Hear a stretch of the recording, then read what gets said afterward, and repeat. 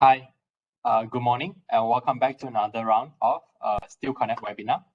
I'm Rocky, and your host today to talk about steel and building related topic. So before we start, if you have any questions during this webinar, feel free to drop it in the Q&A box. As you can navigate from here. So not the chat box. We will only direct the questions back to our guest speaker today. If let's say you drop it in the Q&A box. And as a reminder for fellow architects and engineers, if you wish to claim your LAM CPD points or BEM CPD hours, please stay through the entire webinar. I'll share the QR code and also the link to this survey form at the end of the webinar. And you can actually submit your LAM and BEM membership number via the survey form. So so this is the Q&A box. So let's start. So today we are featuring our guest speaker today, an award-winning architect and the founder of Shafiq Zaman Architect. So he's architect Shafiq Kamaruzaman. Let me just give a brief introduction to architect Shafiq. So he was involved in directing and master planning major building projects both locally and abroad. So to list a few notable ones, Masjid in Putrajaya, Hospital in Putrajaya, Al Reem in Abu Dhabi, the National Health Institute in Setia Alam, Solaris Park in Mont Kiara, KL Eco City in Bangsa, and of course many others. So architect Shafiq is well recognized for his creative approach in injecting art and craft into the architectural world. So today, architect Shafiq will be sharing about how obscurity gives rise to opportunity, using the example of the Discovery Park and also the archive, as you can see from the screen here, in Gamuda Cove to elaborate. So architect Shafiq will share about deciphering a brief and how multiple obscurities actually presented an opportunity for creative work, and how steel can play a role in this design. So without further ado, I would pass the baton back to architect Shafiq. Hi, morning, everybody. Morning, Rocky. Morning. Thank you, and also thanks to the team from BlueScope for inviting me to give this little talk. I hope it will be, at the very least, interesting and entertaining, if not informative. Okay, so allow me to share my presentation before I take it off. So good morning to everybody, and thank you for participating and taking time to listen to this talk. So just a very quick introduction. I think you all know from Rocky's introduction who I am, so I'm not going to dwell on this one. What we're here to talk about this morning is actually to talk about the opportunities which can arise from obscurity. Sounds a bit abstract, so maybe I'll try and explain it as we go along. So we are a small and obscure practice, and I say here born of opportunity and decades of toil and labor. So the liturgical definition of opportunity is a time or set of circumstances that make it possible to do something, right? So that's what an opportunity is, obviously. And obscurity in this definition here is a state of being unknown, inconspicuous, or unimportant. So I would humbly present that I am actually all of those at the moment. So, and the way we look at architecture, right? So you see that the act of building requires the coming together of various disciplines. And buildings are utilitarian creations. They can be erected by anyone, arguably with training and experience. And the question comes up, what is architecture? Are all buildings then defined as architecture? And so in my office, I think we attempt to answer this by saying that architecture is the creative process of injecting art and craft into building. It is the human element which gives quality to space and aesthetic to form. And, it is the ingredient which stirs life into sterile and lifeless structures. So balance, poise, proportion, harmony, composition, color, and character. These are the things that we try to inject into building. So we try to do, first and foremost, good building, and we hope it becomes architecture, right? Because I think that is very much up to the audience to decide. So our office was established in 2015, and we had the opportunity to start with a small team of 5, okay? In the beginning, I think there were 4 of us, all squished into the room, into a room maybe 8 by 10 feet. And so it's a very humble beginning. And then unfortunately, we were further humbled when we were hit by the lockdown in 2020. And I think only now we are beginning to open up, you know. So from this opportunity, we became obscure again, you know. So unfortunately, due to events outside of our control. So I think that's the little bit about my office, which I don't really want to bore you too much about. But I think I want to move on specifically to the idea of how obscurity actually gives rise to opportunities, specifically in master planning and architecture. So using the Discovery Project as an example, we would like to demonstrate that this can happen. And again, there is another liturgical definition for obscurity, which is a thing that is unclear or difficult to understand, right?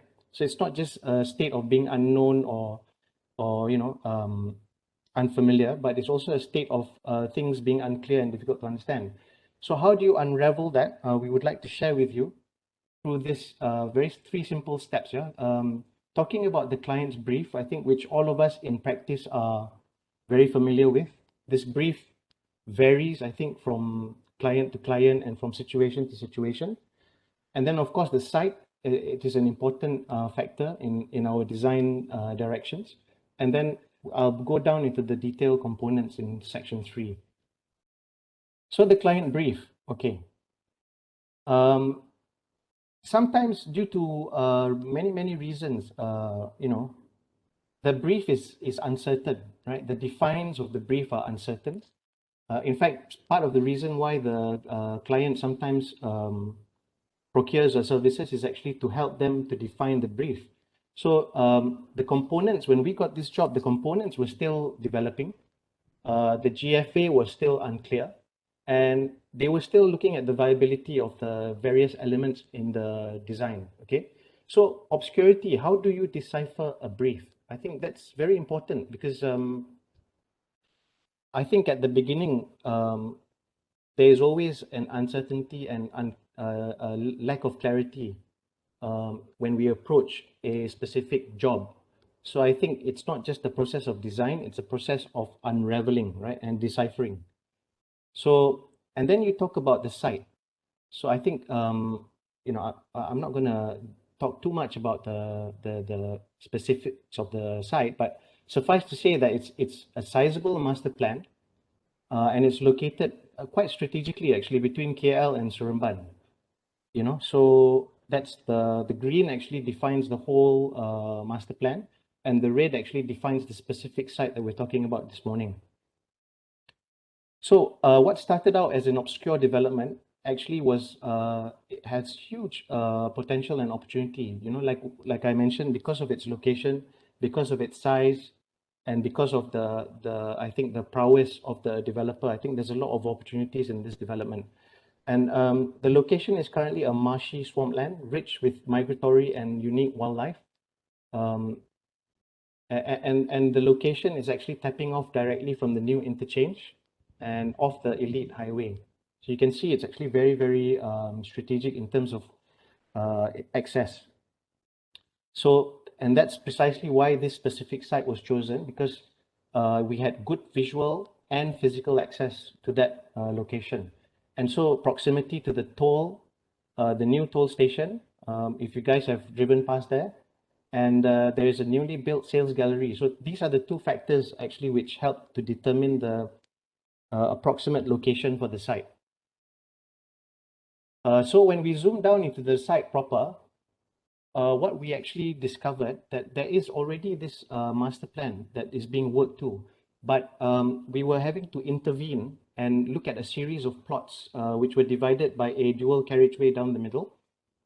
And then the land bank, when combined, was actually matching what the client desired. And so the site and its defines, although in terms of approximate size and location were there, but it was still rather obscure in the sense that we didn't really know what went where and what was actually how we would actually approach laying out the various components. So that's why I say in terms of obscurity, it's, you could call it a sort of a greenfield site within an evolving master plan. You know? So pretty much obscure. So what we did was actually we seized on this as an opportunity to introduce our own planning strategies, which we then presented to the client. Okay. So we laid down these strategies onto the site that we were given. And we also organized the site into a clear series of zones and identified key arteries, okay?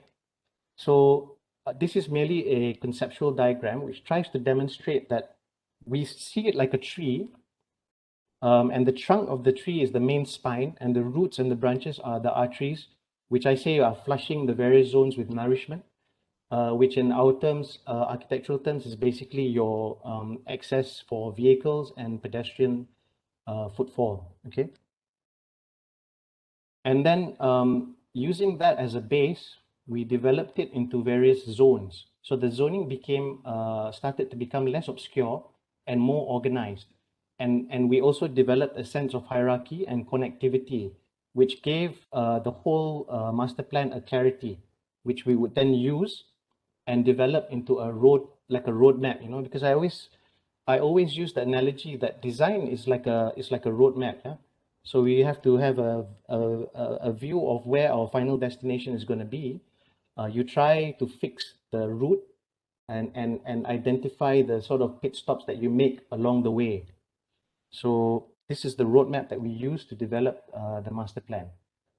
And then what was next was this, what I call it was a very intense process of architecturing the master plan, because once you have the master plan, obviously you then need to come up with the buildings. So the first idea was premised on the concept of these folding precast concrete plates, because the client actually had this huge resources in IBS.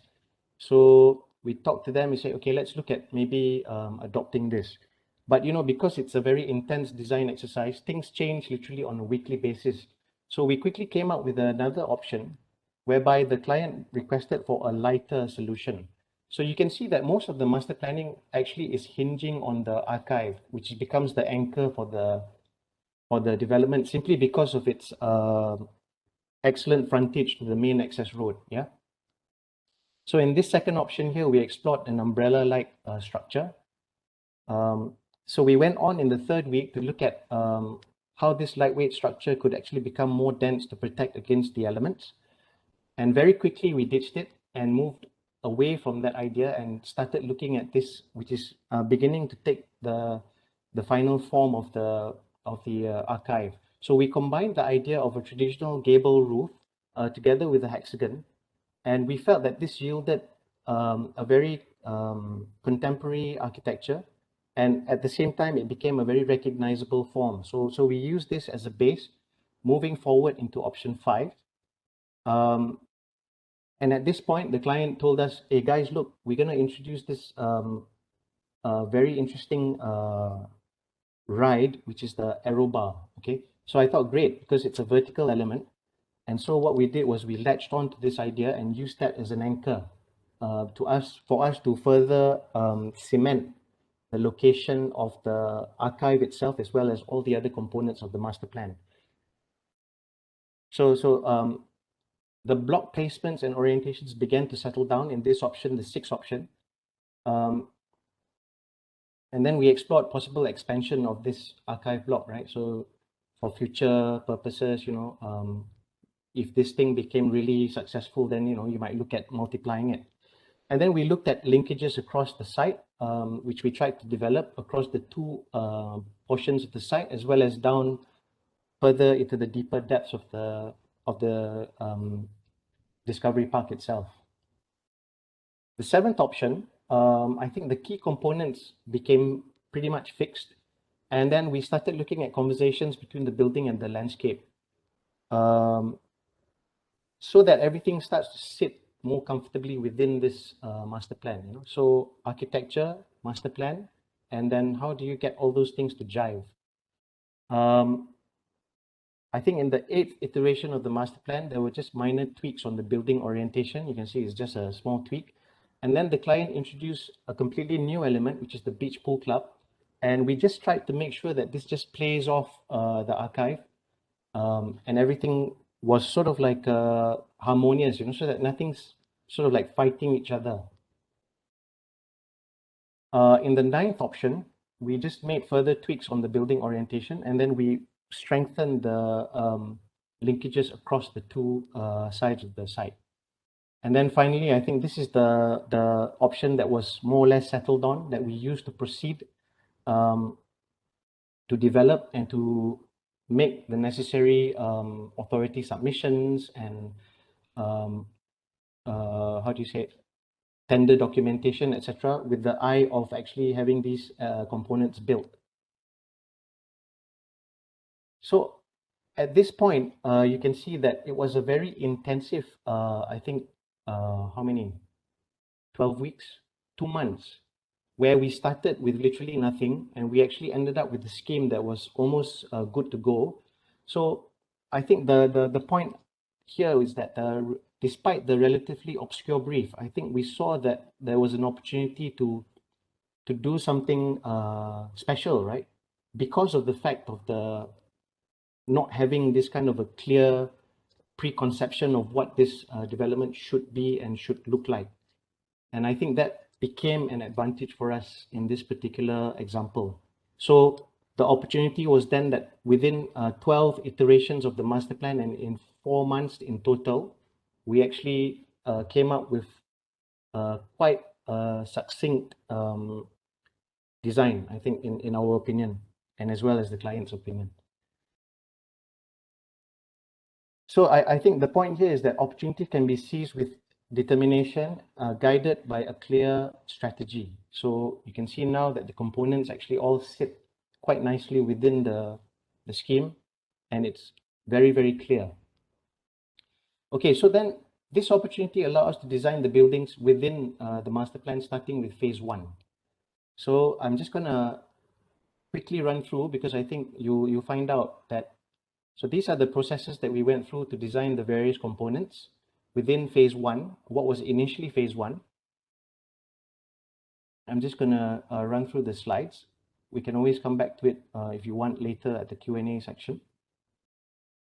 And simply because eventually when we had completed the design and the documentation and all the prerequisites for submission and construction, we unfortunately were informed by the client that they had to defer this section of the works for various reasons, okay? So again, you see, so all the work to reach clarity, and then things become obscured again.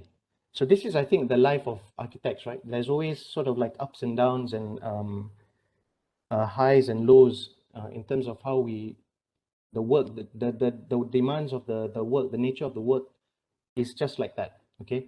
But so what do? We say first phase is deferred, second phase activated, So we saw this again as a new opportunity to move to a more exciting building typology, which was the archive. So, try to look at things positively, see the opportunities ahead, and then latch on to those opportunities. Okay, so the archive. Okay, the name and the form, I think maybe when you look at it in retrospect, may seem obvious, but I honestly say that it was not preconceived. It was simply derived from the idea that this place needed to be like a hub, like a hive of activity. And that's how the client described what they wanted. So after you can see the processes that I've shared, we finally came back to the idea, okay, it's a hive, right? So maybe it's a little bit literal, but we try to develop it in a more interesting way rather than just taking it on face value. So then what we did was we developed primary framing system, off which secondary elements could then hang. And then this framing system would seamlessly encompass the facade, okay, and also the roof enclosure, the so-called the fifth elevation, okay. So we used this and we developed it, and in the early stages, I think the development was, we just took this, because we really liked it, obviously, what we had discovered in terms of the form and its potential, and we just repeated it as a series of standard modules. So that was the first step that we did. And then the ideas started to center around this large and flexible covered indoor space. So sort of like an unconventional atrium, you know, akin to an industrial shed. And the initial forms, even for the canopies, you know, where we have these drop-offs, etc., they stayed true and didn't deviate from the source idea. So I think that's the other thing, is that, I mean, in my practice, is that over time, it's important to always sort of like look back at the original idea and try to stay true to it, so that when you see the finished product and we look back at the concept, there's always this, there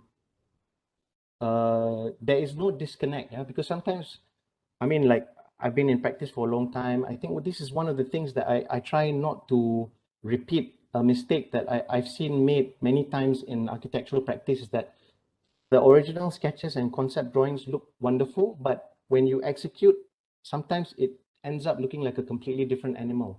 So this is a very conscious effort, in my office at least, that we try to stay true to the original form, and as we develop the details, we always look back at the governing concepts that started it, and then we try to finish as strong as we started. And so this idea of the roof over this atrium, I think it was quite experimental, in the sense that, you know, it's like a barrel vault, a very conventional structure that you use to roof over large spans. But then we actually managed to marry it with this very vernacular gable end elements along the edges of the design. And then what we did was actually, okay, so after you exhaust certain explorations on one theme, okay, it starts to get a bit stale, it starts to get a bit boring. So what do? So we began to inject some dynamism into the facade, simply by folding the plane, the hexagonal planes. And we discovered this actually gave rise to some interesting results. You know, you could actually then punch windows through the creases that have been created, you know, and in some instances, we actually penetrated the plane to do these dynamic balconies, which are cantilevered out into the space, again, interacting with the gardens. So having settled on the building's physical characteristics, we then began to explore the color and the texture, okay? So very important, I think. So again, step by step, we had no preconceived ideas about what the color should be. We explore, you know, the form, the spatial requirements, and the technical resolution, and then we move to the color. So, and the lightness of this whole building actually was a key feature of the design. I think this was also something that we talked about right at the beginning of the design process. It had to be a light structure. So light normally correlates with transparency, which is a very good thing when you talk about retail, because at the ground plane, the fact that it's transparent actually works to draw people towards the building, because it becomes a point of interest that you can see and catch glimpses of what's happening within the inside of the building. And so through the necessity for, how do you say, climatic control, you know, we've got heavy rain, hot sun. Obviously, this opacity had to somehow come into place, right? You can't have a transparent roof, for example. So it is a gradual thing that we introduced, and the building from a very transparent ground floor gradually becomes more opaque as it moves up towards the roof. And so these elements are then blended with the polycarbonate corrugations, aluminum louvers, and they become a solid metal roof panel. So this sort of completed the transition from transparent to opaque. So, and this one, I think this is an interesting study that we made of the building. So we say that the building and its neighbors perched on the site, they evoke a sense of the wildlife here, both migratory and unique to the place. So, it's like like a group of animals sort of like just perching on the sites. And I think the variety, partly to do with the brief, is actually something that enriches the design. So these are, then we just move on to the artist impressions. Yeah, this is the approach view towards the archive at dusk. This is the arrow bar. Obviously, this is not our design. It's a stock standard design that was just purchased by the client and brought in and constructed. But it becomes a very important focal point in the whole composition of the layout. And then some artist impressions that were generated by the client just to perceive how this thing would work in terms of its day-to-day kind of functionality. Retail, obviously, a place for the people, open, transparent, sort of inviting. And then an alternative approach view to the building. So another artist impression of the aerial approach. And then just some photographs just to show you the beach pool club next door. Sorry, those were renders. And this was the original sort of like aerial view. You can see that the roof was a bit playful because of the idea that these people in the aero bar, when they go up and down, they are actually looking down onto this building. But eventually that sort of like mellowed into just a series of skylights, hexagonal skylights. And so this is where we say the roof actually transpired into the successful marriage between the barrel vault and the gable end. I think that's one of the things that we're pretty happy with in terms of the result of this building, is that everything actually sort of like jives, yeah, despite what you would think to be quite opposing forms, right? So this is where the creases actually punch through the facades to become windows. So you can see we've got a series of windows, and then you've got that cantilevered balcony. So all these things, they sort of like help the building react with the gardens. And then the transparency on the ground floor, and which gradually builds up to an opacity at the top. So just some added views of the building. And then, the lightness of the building was a key feature of the design. And obviously, it's not something that we looked at just as a formal play from the outside, but also on the inside of the building, it was kind of like stripped down so that you could actually see all the bones and the skeletal structure, so that it was as light visually and spatially as possible. And this is the back view. So there is some areas where we had to screen off, just to give privacy to the services.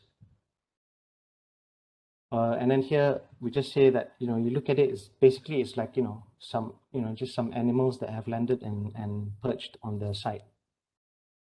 And that's another view of the arrow bar. So I don't know if I've on time. I think it's just nice. It's about half an hour into the presentation.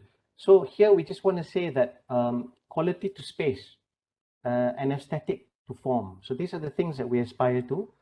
And I think opportunity must be seized, and clarity is the antidote to obscurity.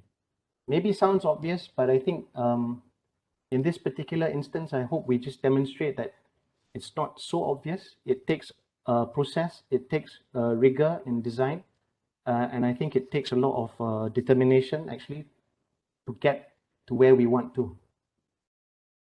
So I'll leave you with the aerial view, and that's my presentation this morning. Thank you very much. And I'll stop sharing. Pass it back to Rocky. All right. So, yeah. Thank you, Architect Shafiq, for the wonderful presentation and showing of how you arrive from the final product all the way from deciphering the brief at the beginning. All right, so now it comes to our second session, which is our dialogue session, which I'll pose a few questions back to Architect Shafiq, both regarding your practices as well as the building itself. Right. So if you are hearing some creatures, barking at the back, that is some obscure reference to Harry Potter. All right. No, it's just my pet. All right. Okay. So the first question is, as we were discussing prior to this, I noticed that one of your company philosophy, one of the phrase is buildings are not tolerated and architecture is celebrated. So can you elaborate further on this phrase itself and what does it mean? Yeah, sure. You can hear me, right, Rocky? Yep, loud and clear. Okay, I think our position is that in response to your question, I think it's buildings are tolerated, yeah, not necessarily celebrated. Why I say that is because again, it's very subjective. Anyone, I think, can acquire the skills to build or design buildings. So, and buildings started out as primitive shelters, and they have now evolved into sophisticated structures and constructs. So my position is that buildings are tolerated. The reason why I say this is because it's as a trade-off for the utility and comfort that they offer, right? So, I mean, a building can be as simple as a shed, 4 walls and a roof, and that's a building. So does that make it architecture? So I think probably not. I think it's a building. So what I think for me, I think the search is always about trying to do our best at creating good buildings. And then with the hope that with opportunities, right, given by the client, by the site, by the context, that these good buildings then become architecture in the sense that I see it. So it's like an elevation of the building into a higher thing, which is architecture. And so that's why I say architecture is celebrated, and buildings are tolerated for that reason.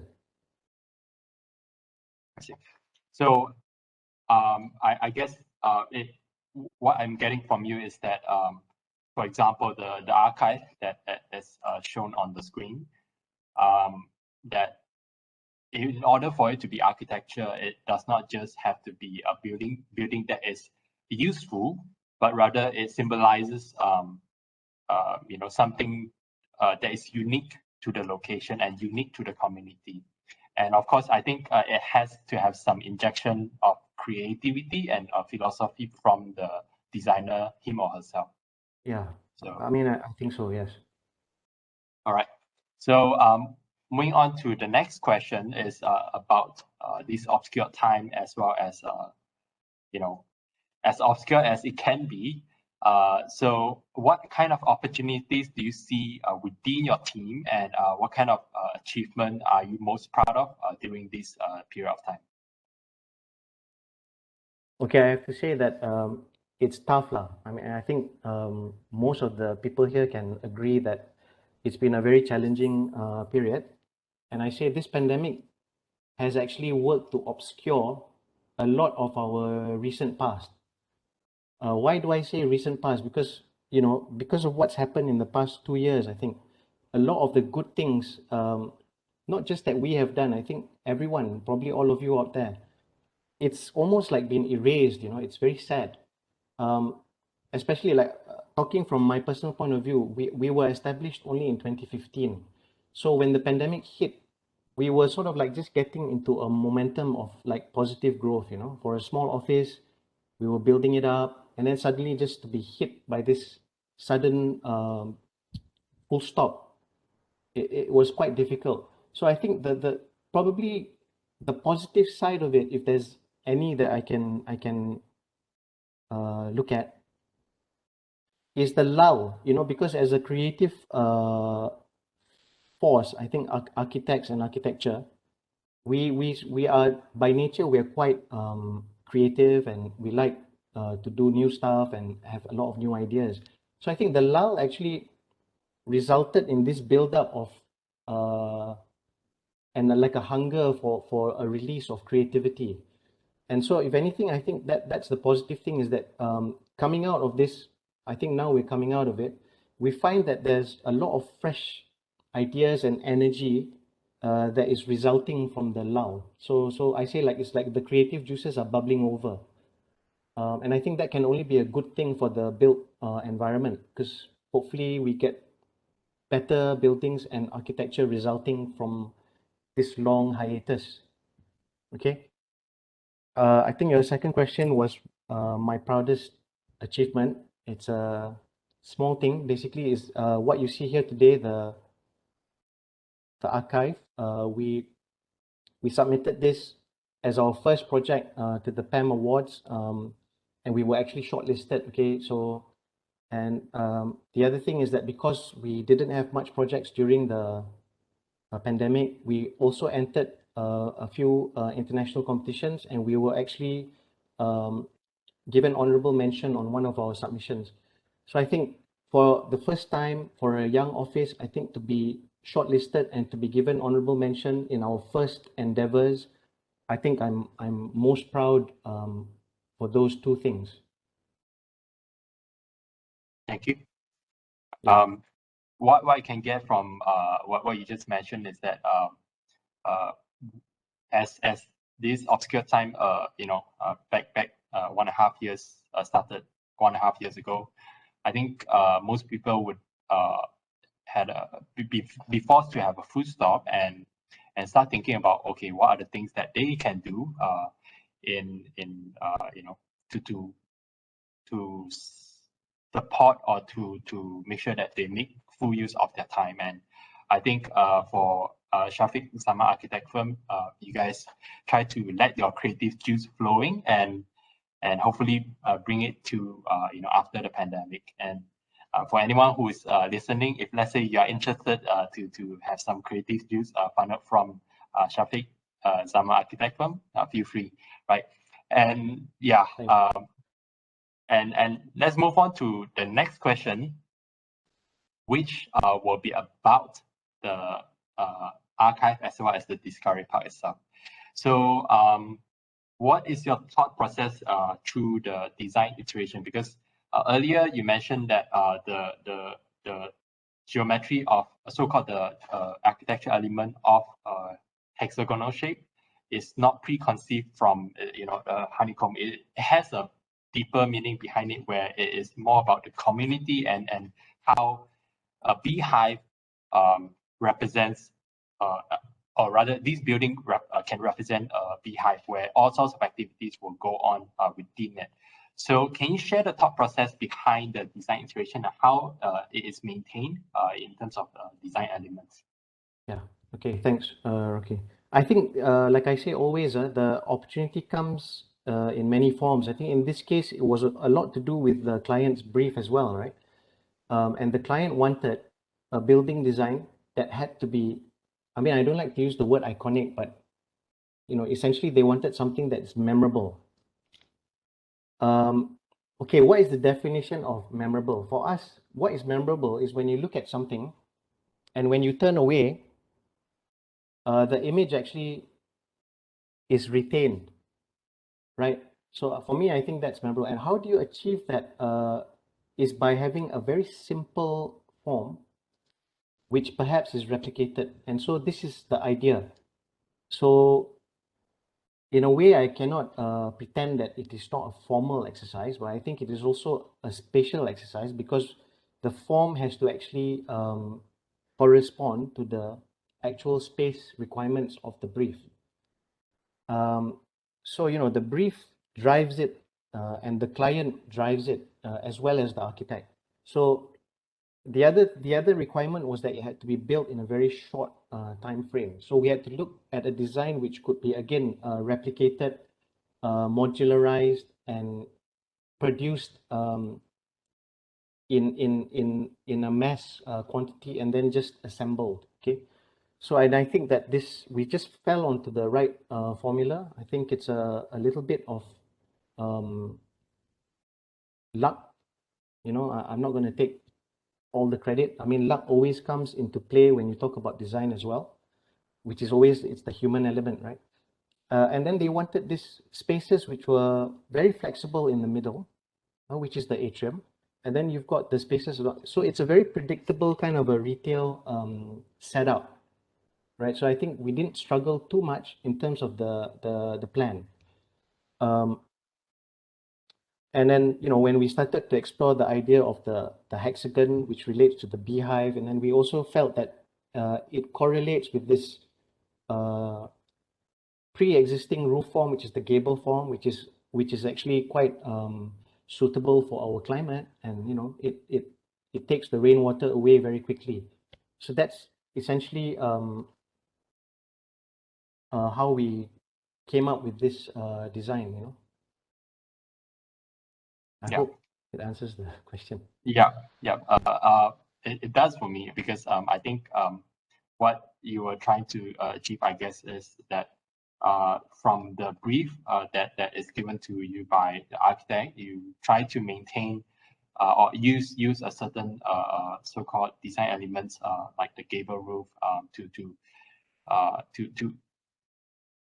have both the utilitarian part as well as the architectural part of right. The design. Yeah. Correct. Yeah, that's it.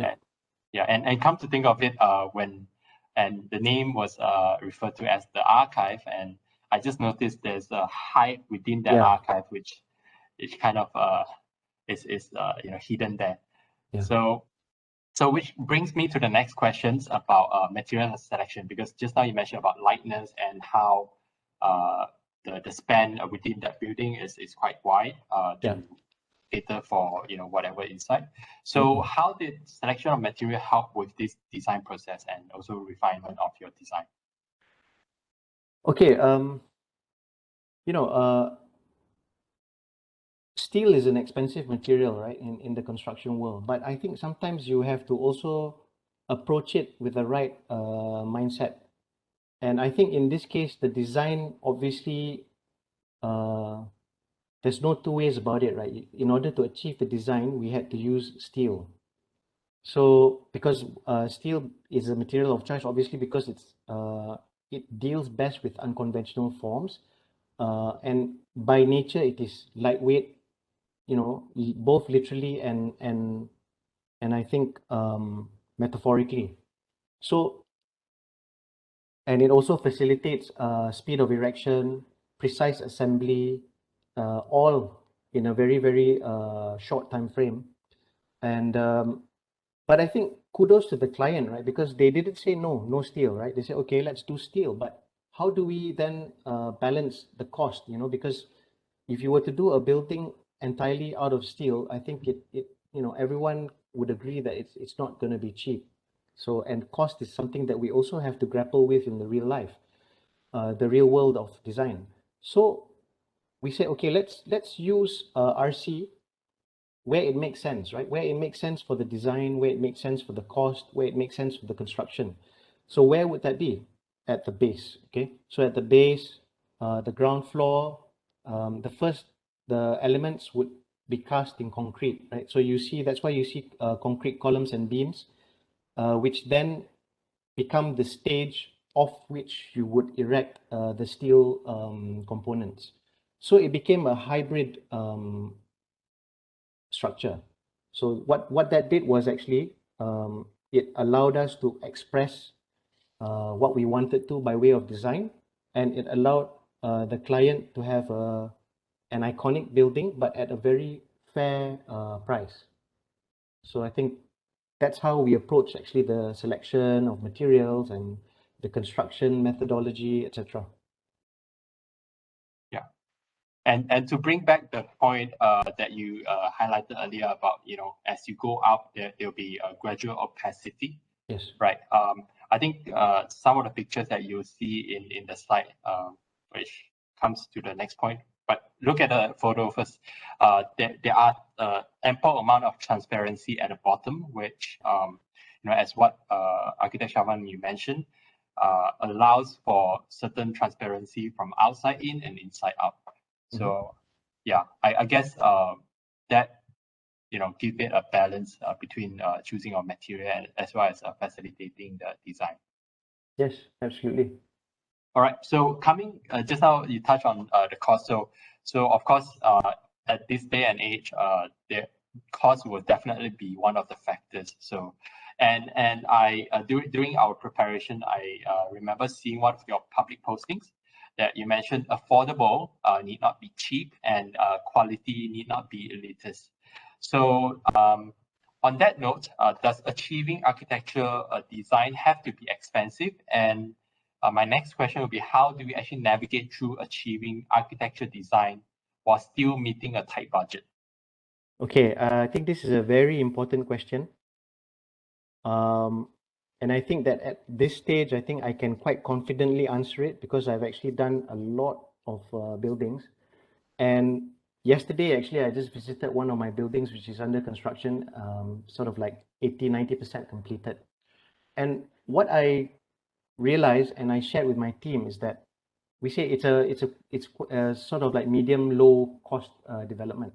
But I was very happy to see the result. And I think that the reason is quite simple because I think it's a design is only as good as the details. You know, if you resolve the junctions, if you resolve how things come together, I think you don't have to spend like crazy amounts of money. You can have a fairly priced building, which is nice. Okay. So what I'm saying is that good design is the key to value, regardless of price point. You know, and good design actually it's us, right? It depends on us. Like how much do you put in to get out? How much do you want to get out? And that's what you have to put in.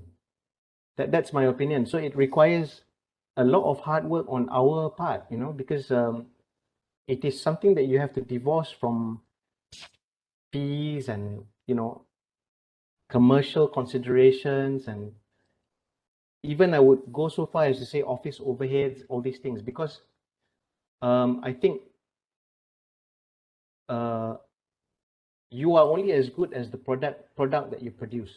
You know, so if you cut on all these things, you cut on design time, you save on all these things, the product speaks for itself, right? So my position again is that quality need not be expensive and shouldn't be elitist lah. Especially, I think a lot of people might say I'm very communist and socialist in my thinking. But I think so long as the design has been carefully considered and expertly crafted, okay, that's another very important point. Because when you have to work with the contractor, because contractor don't read mind, they read drawings, but most of the time they read it wrongly. So I think you have to ensure that what you design, what you desire, is conveyed to the person who's making it also. Okay. And so I think all these things combined makes something affordable without necessarily having the negative connotations of the word cheap. Because when people say cheap, they say, oh, okay, it's not good, you know, it's not nice, it's, you know, but I think it's so, you know, it removes the negative connotations of affordable, of cheap, because for me, I think good design should stand independent of price point. Yeah. Thank you for that very insightful sharing. I personally I what I take away from your point is that um, for a design of a building to be affordable, it does not need to be low quality per se.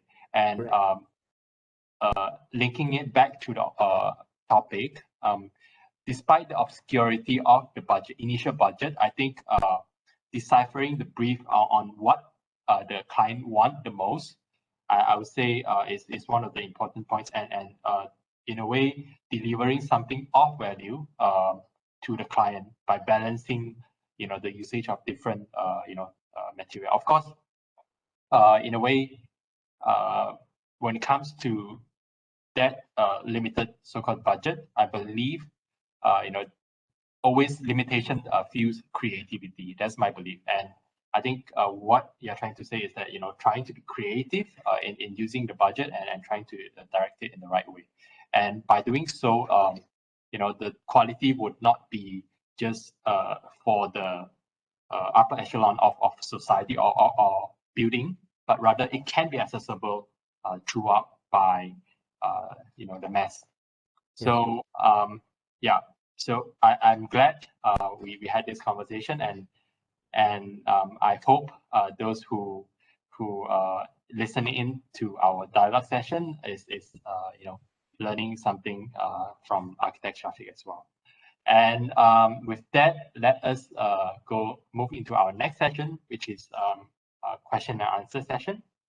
So for those who have not posted your question in the Q&A box, feel free to do so, and we will direct the questions to Architect Shafiq in assembling order.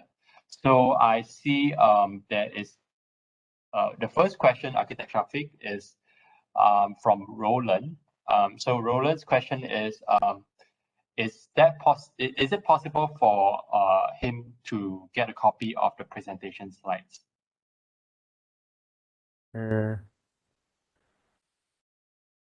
That's or maybe, yeah.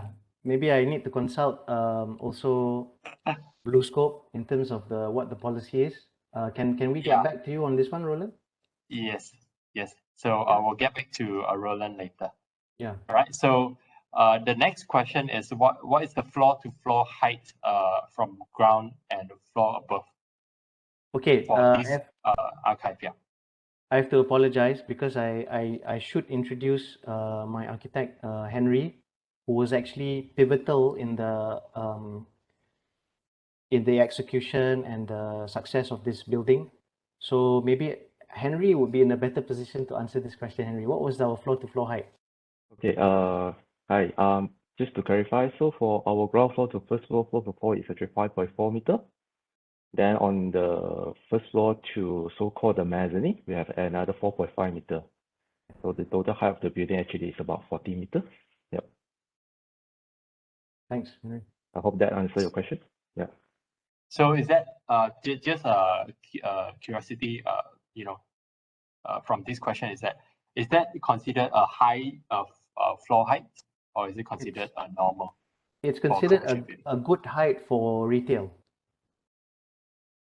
It's a good height for retail, not too small, not too low, and not too tall. I think sort of fits the scale of the building. Okay, all right. So the next question is could you share how you select the cladding color scheme to blend in for the Hive design concept? Yeah, sure. I think the color scheme, it needed to be something very what's the word for it?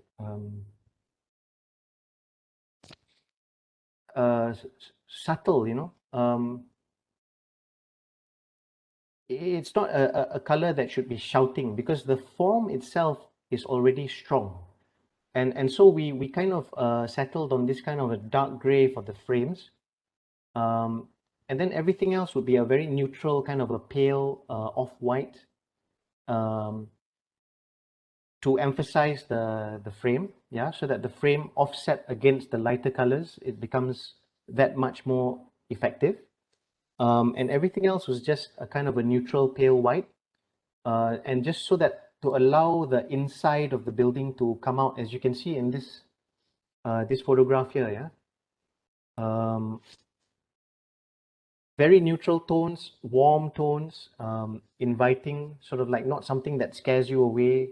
So that was actually what drove the color selection.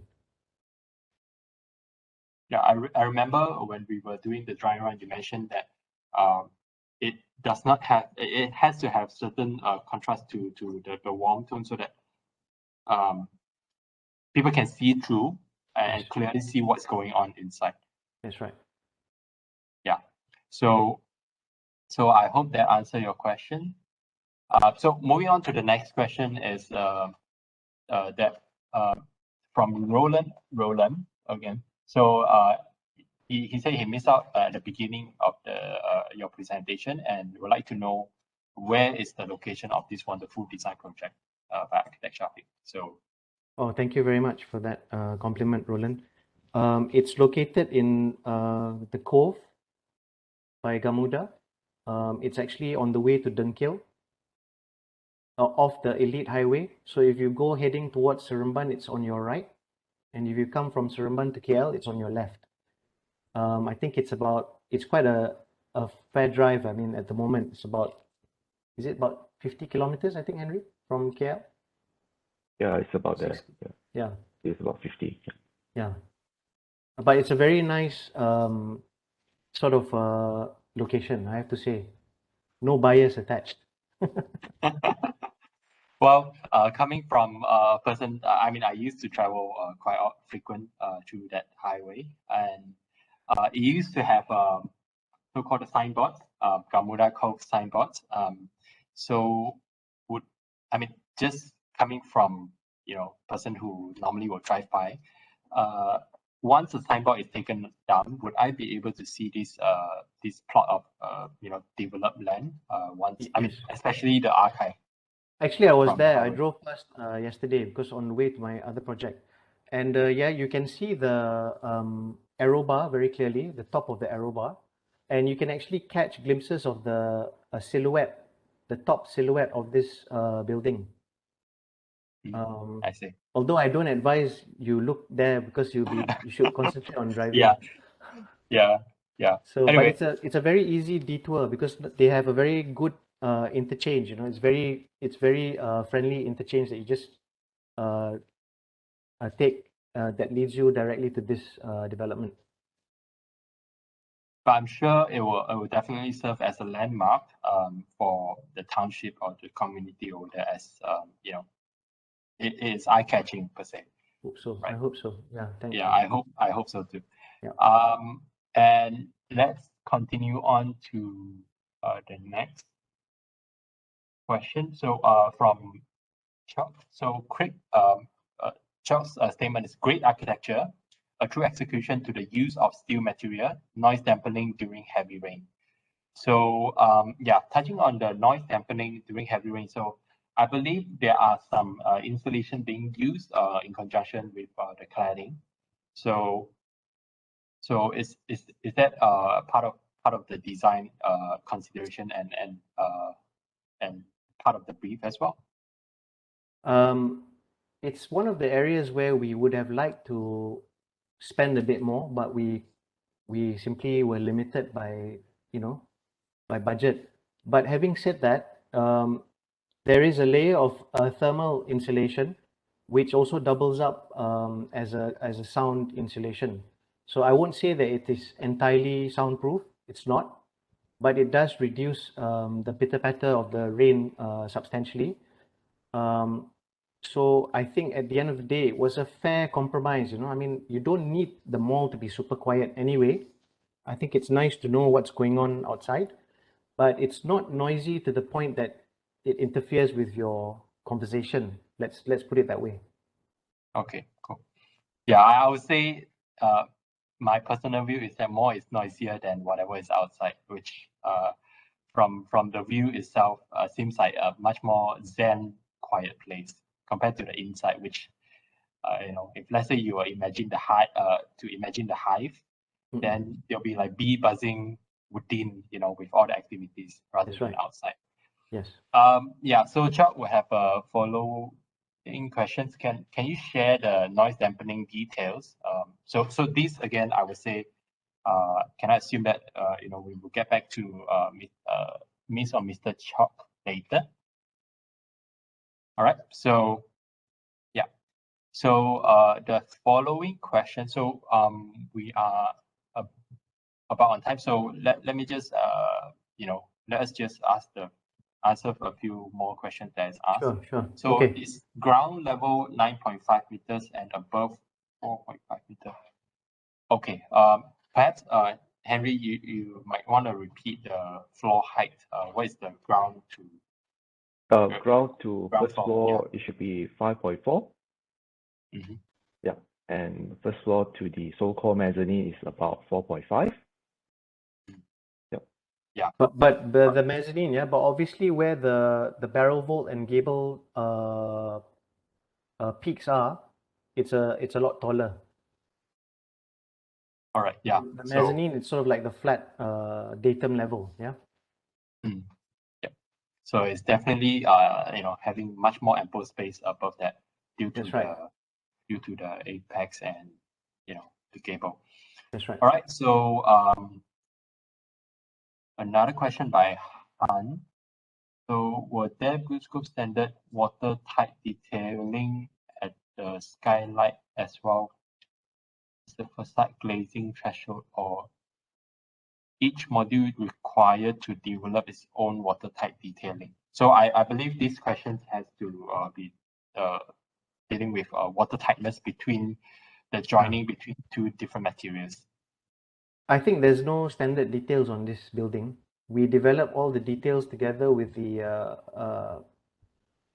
had a specialist steel contractor on board working under the main contractor, and we actually worked from concept through to shop drawings through to construction at site to come up with the specific details together with the roof material supplier, I think Swissmar. Yeah. And of Yeah. course, BlueScope, I think you also have some, there were standard details which we needed to modify or to reappropriate to get them to suit the building design. I hope that answers the question. I'm not sure. Yep. Yeah. Han, if I hope that answered your question. If not, then we will get back to you on after this. But sorry, okay. Sorry, Rocky. Sorry, Yeah. just to maybe satisfy that question a bit further. I think yes, the skylights needed a lot more attention to detail in terms of how the water actually flows around it. So you need to divert it and make sure that it drains out so that is definitely a weak point. Yes. So yes, we paid extra special attention in terms of waterproofing to those areas that were mentioned. Yeah. Yeah. Yeah. It's good to know. All right. So last question of the day is what is the building's gross floor area? I think it's about 50,000, is it? Henry? Yep, correct. Yes, correct, About Shafiq. It's about 50,000 square feet. Yeah. Yep. Square feet. So it's a very small mall. Yeah. Small office, small mall. Small hive. Yeah. Yeah. All right. So I guess that wraps up our question and answer session. And let me just do a summary based on what I learned. And this again is purely from my perspective, and I hope this perspective is shared across our audience. So based on what you have presented and what we have discussed, Architect Shafiq, is that out of this obscure time and brief, there are always opportunity to be creative and for building design to stay true to its architectural concept or philosophy. And that opportunity does not really just come by itself. And I think it contains an element of constant effort where Shafiq Zaman Architect as a team and also the archive itself has demonstrated. And I guess despite the initial brief, which has its average chance to be self-restrictive, Shafiq Zaman Architect firm found opportunities to actually achieve a building and a master plan that is a magnet for the new community. And we hope it can be a fact that it after the pandemic, this will be a magnet and also a building that thrive with activities. So with that, I would like to conclude my our today's session. And if let's say anyone has any questions, we will actually have email sent out, and then you can come back to us over there. Right. So so just a reminder for architects or engineers who like to submit your LAM membership number or BM membership number, just scan the QR code, and I will have Cindy also paste the link in the chat box so that you can actually fill out your membership number for submission. All right, so thank you, Architect Shafiq, and thank you, Henry, for answering the questions and of course presenting, right, sharing us your your knowledge as well as your insight. Sure. So Thank you. and we hope our audience will have taken away invaluable knowledge from you. Okay, so Thanks so with much. that, thank you everyone, and we'll hope to see you again next month. Okay, Okay. cheers, Bye-bye. bye. Thank you. Thanks all. Bye. Thank you. Bye-bye.